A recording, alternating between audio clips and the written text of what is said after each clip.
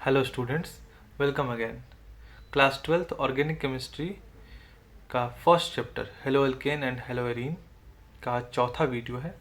और आज की वीडियो में हम लोग समझेंगे प्रिपरेशन ऑफ एल्काइल हैलाइड्स या halo alkane. Preparation of halo alkane में सबसे पहला मेथड हम लोग समझेंगे फ्रॉम एल्केन्स, है ना। एल्केन से एल्काइल हैलाइड कैसे बनता है ये हम लोग समझेंगे। तो इसमें मेथड है फ्री रेडिकल हैलोजिनेशन, है ना। फ्री रेडिकल हैलोजिनेशन में क्या करते हैं हम लोग एल्केन्स का रिएक्शन कराते हैं हैलोजन से, है ना, क्लोरीन से, ब्रोमीन से या आयोडीन से, ठीक है। और ये जो रिएक्शन है ये फ्री रेडिकल मैकेनिज्म से होता है, ठीक। कैसे होता है ये रिएक्शन ज़रा यहाँ पे पढ़ते हैं, उसके बाद हम लोग इसको डिस्कस करेंगे। Alkyl halides are primarily prepared from alkanes through a process called free radical halogenation, है ना। एल्केन से हेलो एल्केन बनाने का जो प्रोसेस है ना, इसको कहते हैं free radical halogenation. This process involves the replacement of hydrogen atom. इसमें क्या होता है, हाइड्रोजन एटम रिप्लेस होता है बाई हेलोजन एटम, मतलब हाइड्रोजन के जगह पे हेलोजन एटम अटैच हो जाता है। और जनरली क्या होता है, chlorine and bromine. Halogen atom में कौन कौन सा हेलोजन लेंगे, या तो क्लोरीन या तो ब्रोमीन। फ्लोरिनेशन क्यों नहीं कर सकते, फ्लोरीन क्यों नहीं करते, ये आगे डिस्कस करेंगे। और आयोडीनेशन भी होता है, बट आयोडीनेशन के लिए भी थोड़ा सा एक अलग मेथड है ना, उसको भी समझेंगे। फिलहाल आप समझिए हेलोजन एटम में क्लोरीन और ब्रोमीन ही हाइड्रोजन को सब्स्टिट्यूट करेगा। This reaction proceeds via a free radical chain mechanism. ये जो रिएक्शन होता है ये फ्री रेडिकल मैकेनिज्म से होता है।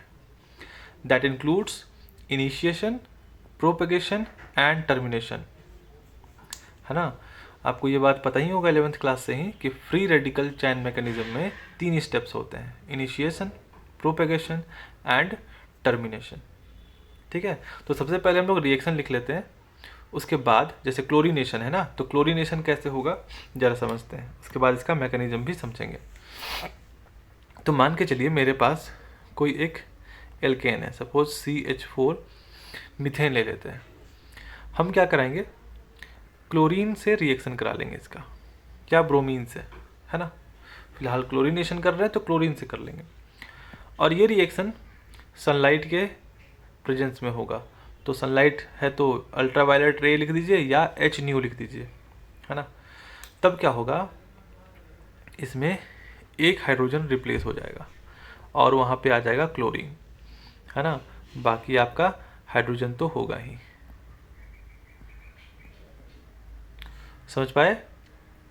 ये रिएक्शन चैन मैकेनिज्म क्यों कहलाता है, क्योंकि ये रिएक्शन अभी स्टॉप नहीं करेगा। ये जब तक हाइड्रोजन्स सारा का सारा हाइड्रोजन रिप्लेस नहीं हो जाता है तब तक रिएक्शन प्रोसीड करता ही रहेगा। ये क्या बना है फिलहाल, मिथाइल क्लोराइड, है ना, मिथाइल क्लोराइड।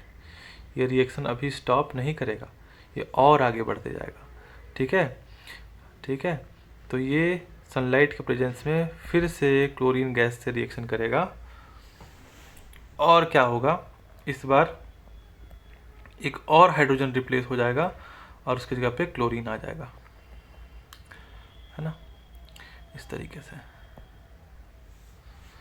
तो एक हाइड्रोजन और रिप्लेस हो गया और उसके जगह पे एक और क्लोरीन आ गया। अभी भी रिएक्शन प्रोसीड करेगा आगे। तो क्लोरीन गैस फिर से रिएक्शन करेगा इस कंपाउंड से सनलाइट के प्रेजेंस में और फिर से एक हाइड्रोजन को रिप्लेस कर देगा। तो ये क्लोरीन तो यहाँ आ ही गया था, यहाँ भी एक क्लोरीन, यहाँ पर भी एक क्लोरीन आ जाएगा और अभी एक हाइड्रोजन बचा है, ठीक है। फिर से ये रिएक्शन होगा, फिर से ये रिएक्शन होगा और ये क्लोरीन गैस से वापस रिएक्शन करेगा सनलाइट के प्रेजेंस में और अब चारों का चारों हाइड्रोजन रिप्लेस हो चुका क्लोरीन से,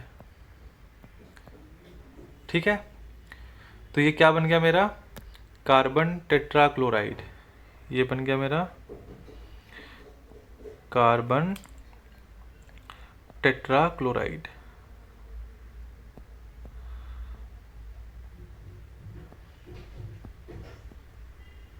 यहाँ पर जो कंपाउंड बना था ये क्या था, CHCl3 है ना, तो ये बन गया क्लोरोफॉर्म।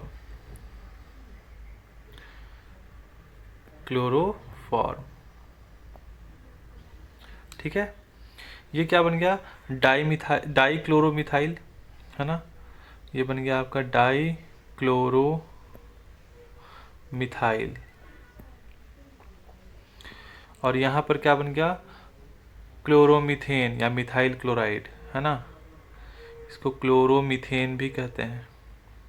ये IUPAC नेम है क्लोरोमीथेन और कॉमन नेम हो गया मिथाइल क्लोराइड, ठीक है।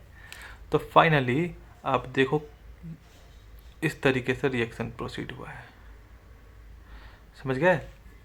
ये चैन रिएक्शन हो गया, ठीक। पहले मिथाइल क्लोरीन से रिएक्शन किया तो मिथाइल क्लोराइड बन गया, फिर से क्लोरीन से रिएक्शन होगा डाइक्लोरोमिथाइल बन गया, फिर से रिएक्शन होगा क्लोरोफॉर्म बन गया, फिर से क्लोरीन से रिएक्शन होगा और कार्बन टेट्राक्लोराइड मिल गया फाइनली। तो ये चैन रिएक्शन होते जाता है। तो यहाँ पर कितना प्रोडक्ट्स बना, एक तो ये बना प्रोडक्ट है ना, एक प्रोडक्ट ये बन गया, एक प्रोडक्ट ये बन गया और एक प्रोडक्ट ये बन गया, 4 प्रोडक्ट मिल रहा है। तो इस रिएक्शन में मिक्सचर ऑफ प्रोडक्ट्स मिलता है, ठीक है। और इसके वजह से इसको लैब के प्रिपरेशन वाले मेथड में यूज़ नहीं किया जाता है ना। हम लोग लेबोरेटरी में इसको अगर इस रिएक्शन को कराएंगे भी तो मिक्स्ड प्रोडक्ट मिलेगा, डिजायर्ड हेलो एल्केन हमको नहीं मिल पाएगा, है ना। इसीलिए इसको प्रीफर नहीं किया जाता है लैब के प्रिपरेशन में, लेकिन इंडस्ट्रीज़ में इसको प्रीफर किया जा सकता है ना। लार्ज अमाउंट में हम लोग वहाँ पे बनाते हैं इंडस्ट्रीज़ में, तो उसमें इन मिक्सचर्स को अलग करने का सोर्सेस होगा। इस वजह से इंडस्ट्रियल मेथड के लिए सूटेबल तो है, लेकिन लैब के मेथड के लिए ये सूटेबल नहीं है ये मेथड, समझ गए। से एल्केन से क्लोरो एल्केन हम बना सकते हैं, ठीक है। ये क्लोरीनेशन का एग्जाम्पल हुआ एक। अब इस रिएक्शन का मैकेनिज्म समझते हैं। देखिए यहाँ पर 4 स्टेप में रिएक्शन हुआ है ना, तो हर एक स्टेप का 3 स्टेप होगा मैकेनिज्म में, ठीक है।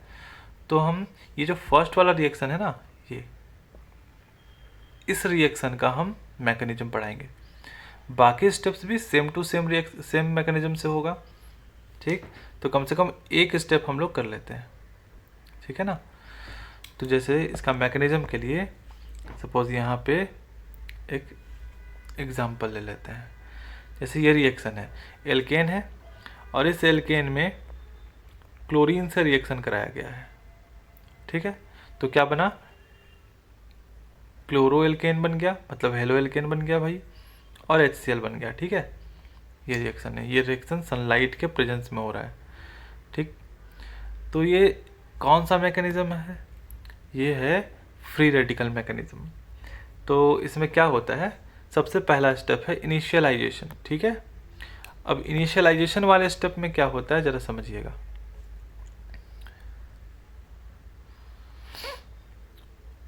इनिशियलाइजेशन वाले प्रोसेस में सबसे पहले क्या होगा, ये क्लोरीन, ठीक है, ये सनलाइट के प्रेजेंस में इसका हो जाएगा होमोलिटिक बॉन्ड क्लीवेज, ठीक। तो इसमें जो भी इलेक्ट्रॉन्स है ना बॉन्ड में, यहाँ पर समझिए ये एक इलेक्ट्रॉन, ये इलेक्ट्रॉन, जब इसका होमोलिटिक क्लीवेज होगा तो दोनों क्लोरीन एक एक इलेक्ट्रॉन वापस ले लेगा अपना, ठीक है। तब क्या बन जाएगा मेरे पास, तब मेरे पास बन जाएगा क्लोरीन फ्री रेडिकल्स, ठीक है। इस तरीके से फ्री रेडिकल्स बन गया, ठीक। इसी मेथड, इसी वाले स्टेप को कहते हैं इनिशियलाइजेशन, समझ में आ गया। फर्स्ट, तो ये था फर्स्ट वाला स्टेप है ना, इनिशियलाइजेशन। इसमें क्लोरीन गैस सनलाइट के प्रेजेंस में टूट गया फ्री रेडिकल्स में, और ये क्लोरीन का 2 ठो फ्री रेडिकल्स बन गया, ठीक है ना। अब दूसरा होता है प्रोपेगेशन। इस वाले स्टेप में क्या होता है सर, जरा समझिएगा। है ना। यहाँ पे एल्केन है ना, तो एल्केन में भी क्या होगा, होमोलिटिक क्लीवेज होगा बॉन्ड का, ठीक है। ये दोनों इलेक्ट्रॉन, एक एक इलेक्ट्रॉन दोनों ले लेगा वापस और बॉन्ड टूटेगा। इस तरह के बॉन्ड के क्लीवेज को कहते हैं होमोलिटिक बॉन्ड क्लीवेज, ठीक। और ये रिएक्शन कर लेगा यहाँ जो फ्री रेडिकल बना है ना क्लोरीन का, उससे। तो इस तरीके से Cl क्लोरीन फ्री रेडिकल आ गया। और ये जब ये होमोलिटिक क्लीवेज करेगा एल्केन, तो एल्काइल वाला फ्री रेडिकल ऐसे रहेगा, और ये जो क्लोरीन वाला फ्री रेडिकल है ना, वो हाइड्रोजन वाले फ्री रेडिकल से मिलके HCl फॉर्म कर देगा। तो यहाँ से क्या फॉर्म हुआ, एल्काइल फ्री रेडिकल। क्लियर। ये होता है प्रोपेगेशन। अब ये फिर से रिएक्शन करेगा, ये जो फ्री रेडिकल बना ना एल्काइल का फ्री रेडिकल, ये फिर से रिएक्शन करेगा क्लोरीन के मॉलिक्यूल से। तो ये क्लोरीन का मॉलिक्यूल्स में फिर से क्या होगा, फ्री रेडिकल्स का फॉर्मेशन होमोलिटिक क्लीवेज से। अब एक क्लोरीन का फ्री रेडिकल और ये एल्काइल वाला फ्री रेडिकल कंबाइन करके बना देगा RCl, और ये Cl डॉट, यानी कि ये क्लोरीन का फ्री रेडिकल वापस बना। इस तरीके से फ्री रेडिकल्स बनते जाएगा एल्काइल का, क्लोराइड का, ठीक है। फिर लास्ट में क्या होगा, टर्मिनेशन होगा, ठीक। ये थर्ड स्टेप होता है टर्मिनेशन का। तो टर्मिनेशन वाले में क्या होगा, देखिए, एक तो मेरे पास क्लोरीन का फ्री रेडिकल्स बन चुका है ना, ये मेरे पास क्लोरीन का फ्री रेडिकल्स है ना। फिर ये आपके पास क्लोरीन का फ्री रेडिकल और एल्काइल फ्री रेडिकल्स भी प्रेजेंट है ना। अब ये दोनों आपस में कंबाइन करेगा और ये बना देगा क्लोरीन गैस, और ये दोनों जब कंबाइन होगा तो क्या बन जाएगा, RCl, है ना। इस तरीके से सारा फ्री रेडिकल्स एक दूसरे से कंबाइन करते जाएगा और कंपाउंड्स फॉर्म करेगा, ठीक। और फाइनली ये चैन रिएक्शन स्टॉप कर जाएगा। तो इसलिए इस रिएक्शन को, इस वाले स्टेप को टर्मिनेशन स्टेप कहा जाता है, ठीक। तो इस तरीके से 3 स्टेप में फ्री रेडिकल का मैकेनिज्म होता है ना। फ्री रेडिकल मैकेनिज्म आपने अगर 11th में पढ़ा होगा तो ये इजीली समझ में आ गया होगा। खैर, आप जल्दी से कॉपी कर लीजिए। इस तरीके से क्लोरीनेशन का हो गया कंप्लीट, है ना। चलिए स्क्रीनशॉट ले लिए होंगे आप। अब ब्रोमिनेशन के बारे में बात करते हैं। तो ब्रोमिनेशन सेम टू सेम आपका क्लोरीनेशन के जैसा होता है ना। तो यहाँ पे मैं लिख देता हूँ same as chlorination,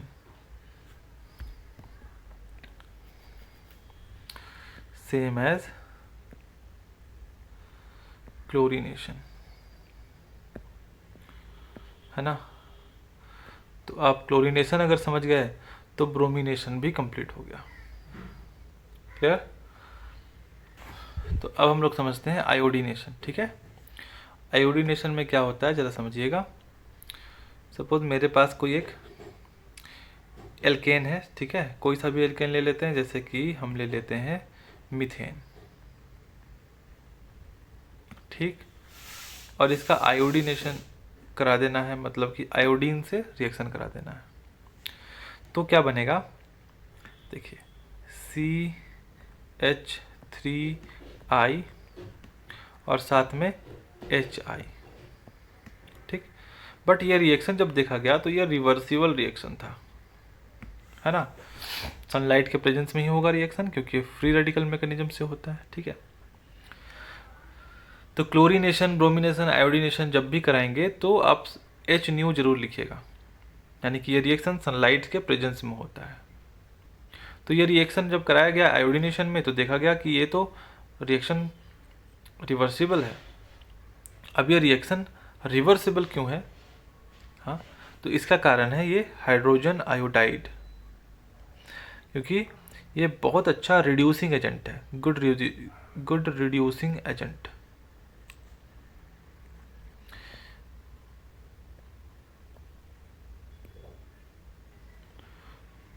good reducing agent. ये क्या करता है, ये एल्काइल आयोडाइड को यानी मिथाइल आयोडाइड को रिड्यूस करा के वापस मीथेन और आयोडीन में कन्वर्ट कर देता है। ठीक है, तो यहाँ पे अगर कोई पूछेगा कि ये रिएक्शन रिवर्सिबल क्यों है, तो आप यहाँ पर एक बात लिख सकते हैं। क्या लिख सकते हैं आप? दिस रिएक्शन इज रिवर्सिबल, है ना, reversible because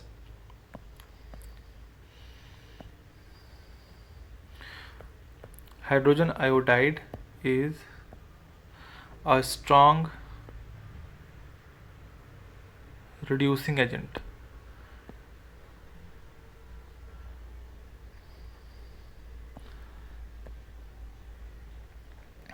Reducing agent which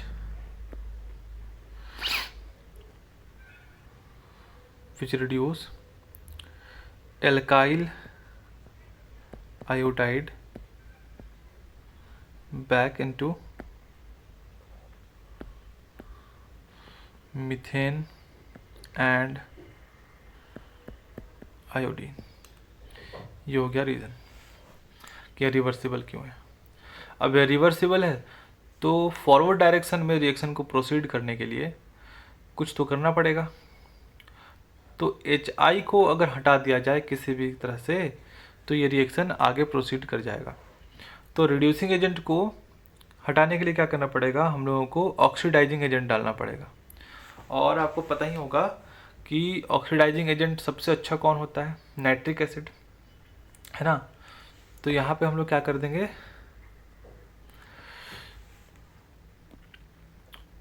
so we use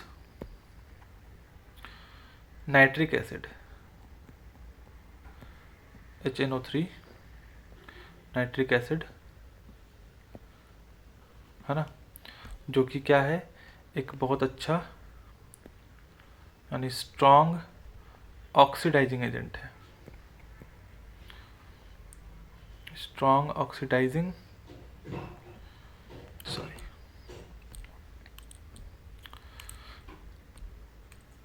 strong oxidising agent, है ना। We use nitric acid which is a strong oxidising agent. ठीक है, तो इससे फायदा क्या होगा देखिए जरा। ये हाइड्रोजन आयोडाइड HI, इसको हटाना है, कैसे होगा देखिए। ये आपका अच्छा एक और रिएजेंट यूज होता है, देखिए हाइड्रोजन नाइट्रिक एसिड और हाइड्रो आयोडिक एसिड HiO3, ये क्या है, हाइड्रो आयोडिक एसिड। ठीक है, तो इन दोनों में से कोई सा भी स्ट्रॉन्ग ऑक्सीडाइजिंग एजेंट हम लोग यूज़ कर लेते हैं। तो सपोज हम HiO3 यूज़ कर लेते हैं। ठीक है, और जब HiO3 से रिएक्शन होगा, मतलब इस रिएक्शन में आप एक्स्ट्रा क्या डाल देंगे, इस एसिड को डाल देंगे। ठीक है, तब ये जो हाइड्रोजन आयोडाइड बनेगा ना, ये हाइड्रोजन आयोडाइड रिएक्शन करेगा और क्या बना देगा, इस तरीके से आयोडीन, और ये बना देगा वाटर। ठीक है, आयोडीन एंड वाटर बन जाएगा। अब आप इसको बैलेंस कर लीजिए, देखिए ऑक्सीजन यहाँ पे 3 है, आप यहाँ पे 3 लगा लीजिए, तो हाइड्रोजन हो गया 6 एंड आयोडीन यहाँ पे 2 है। ठीक है, तो 6 से तो यहाँ पे एक काम कीजिए 5 लगा दीजिए, नहीं यहाँ पे 5 लगाना पड़ेगा, तो हाइड्रोजन हो गया 5, 6 यहाँ भी 6, आयोडीन हो गया 10, तो यहाँ पे आप 5 लगा लीजिए। ठीक, तो इस तरीके से बैलेंस हो गया रिएक्शन। तो फ़ायदा क्या हुआ देखिए, इस रिएक्शन में हाइड्रोजन आयोडाइड बन रहा था, अब ये hydrogen iodide hydro iodic acid से रिएक्शन करके आयोडीन और वाटर बना दिया, मतलब HI हो गया ख़त्म। ठीक, तो इस वजह से ये रिएक्शन फॉरवर्ड डायरेक्शन में प्रोसीड कर जाएगा और मिल जाएगा हमको एल्काइल आयोडाइड, है ना, ये वापस HI रिड्यूस कर दे रहा था ना, तो HI को ही हम हटा दिए। और हटाने का तरीका क्या है, क्योंकि ये रिड्यूसिंग एजेंट है बहुत अच्छा, इसलिए ऑक्सीडाइजिंग एजेंट यूज़ कर लेना है। तो हाइड्रोजन आयोडाइड आयोडीन और वाटर में कन्वर्ट हो जाएगा और रिएक्शन आगे प्रोसीड कर जाएगा। ठीक है, तो इस तरीके से आयोडीनेशन कराया जाता है। तो आई होप आपको समझ में आया होगा आयोडीनेशन। ठीक है, अब बात करते हैं फ्लोरीनेशन का। ठीक है, तो फ्लोरीनेशन हम लोग इस मेथड से नहीं कराते हैं, क्योंकि ये जो रिएक्शन होता है बहुत एक्सप्लोसिव नेचर का रिएक्शन है ना, एक्सप्लोजन हो सकता है, डेंजरस होता है ये रिएक्शन, इस वजह से लैब में हम लोग इसको प्रिपेयर करते ही नहीं है। ठीक है ना, तो फ्लोरीनेशन को इस मेथड से नहीं कराया जा सकता है। ठीक है, तो आप डायरेक्टली इस बात को लिख लो, fluorination is not done by this method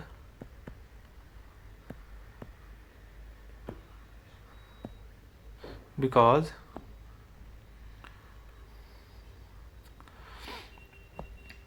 it is explosive in nature, है ना, एक्सप्लोसिव रिएक्शन लिख दीजिए। ये रिएक्शन क्या होगा, एक्सप्लोसिव होगा। इस वजह से इस मेथड से हम लोग फ्लोरीनेशन नहीं कराते हैं। क्लियर हो गया? तो एक जल्दी से क्विक रिवीजन कर लीजिए, है ना। देखिए, अगर आपको एल्काइल हैलाइड बनाना है एल्केन से, तो आपको क्या करना पड़ेगा, हेलोजिनेशन करना पड़ेगा। और हेलोजिनेशन में क्लोरीनेशन हो सकता है, ब्रोमिनेशन, फ्लोरीनेशन एंड आयोडीनेशन। तो क्लोरीनेशन के लिए आपको करना क्या होगा, क्लोरीन गैस के साथ आप रिएक्शन करा देना एल्केन का सनलाइट के प्रेजेंस में। तो इस तरीके से चैन रिएक्शन होगा और आपको एक मिक्सचर ऑफ प्रोडक्ट मिलेगा एल्काइल हैलाइड्स का। और ये मिक्सचर ऑफ प्रोडक्ट देता है, इस वजह से हम लोग इसको लैब के मेथड में प्रीफर नहीं करते, बट प्रिपरेशन तो है ना, एल्काइल हैलाइड का प्रिपरेशन तो हो रहा है, इस वजह से इस मेथड को पढ़ना भी जरूरी था। ओके, अब ये रिएक्शन कौन से मैकेनिज्म से प्रोसीड करता है, फ्री रेडिकल मैकेनिज्म से। और फ्री रेडिकल मैकेनिज्म क्या होता है, यहाँ पे मैंने आपको समझाया। ये 3 स्टेप्स में होता है free radical mechanism. Initialisation step होता है, प्रोपेगेशन स्टेप होता है एंड टर्मिनेशन स्टेप होता है। ठीक है, उसके बाद हमने पढ़ा bromination. Bromination as it is chlorination के जैसा ही होता है, तो कोई दिक्कत नहीं है इसमें, है ना। फ्लोरीनेशन आयोडीनेशन क्या होता है, तो आयोडीनेशन अगर हम लोग कराएंगे ना, तो यह रिवर्सिबल रिएक्शन हो जाता है।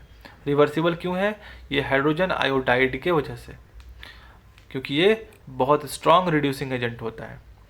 अब इसको हटाने के लिए क्या करना पड़ेगा, हमको स्ट्रॉन्ग ऑक्सीडाइजिंग एजेंट यूज़ करना पड़ेगा, जैसे कि nitric acid and hydro iodic acid, दोनों में से कोई भी एक यूज़ कर लो। जैसे मैंने यहाँ पे यूज़ किया है हाइड्रो आयोडिक एसिड। अब इस हाइड्रो आयोडिक एसिड से जब रिएक्शन करा दिया जाएगा ना, तो ये हाइड्रोजन आयोडाइड कन्वर्ट हो जाएगा आयोडीन में एंड वाटर में। इस तरीके से हाइड्रोजन आयोडाइड हो गया ख़त्म। तो जो भी रिएक्शन होगा आयोडीनेशन का, वो अब आगे प्रोसीड कर जाएगा और हमको मिल जाएगा एल्काइल आयोडाइड। इस तरीके से ये मिथाइल आयोडाइड हमको मिल जाएगा। ठीक, अब बात करते हैं फ्लोरीनेशन का। तो फ्लोरीनेशन इस मेथड से कराया ही नहीं जाता, क्योंकि ये जो प्रोसेस है ना, बहुत एक्सप्लोसिव प्रोसेस होता है ना। रिएक्शन लिखो या प्रोसेस कर लो, एक ही बात है। तो ये जो फ्लोरीनेशन है, अगर हम फ्री रेडिकल मैकेनिज्म से इसको प्रोसीड करें तो ये एक्सप्लोड कर जाएगा, जो डेंजरस हो सकता है। इस वजह से फ्लोरीनेशन इस मेथड से नहीं कराया जाता है। ठीक है, ये पहला प्रिपरेशन का मेथड था हेलो एल्केन का। ठीक, अब आगे हम लोग नेक्स्ट क्लास में preparation of halo alkane from alkene and alcohol ये करने वाले हैं। ठीक है, तो मिलते हैं अगले वीडियो में, तब तक आप लोग पढ़ाई करते रहिए। Thank you.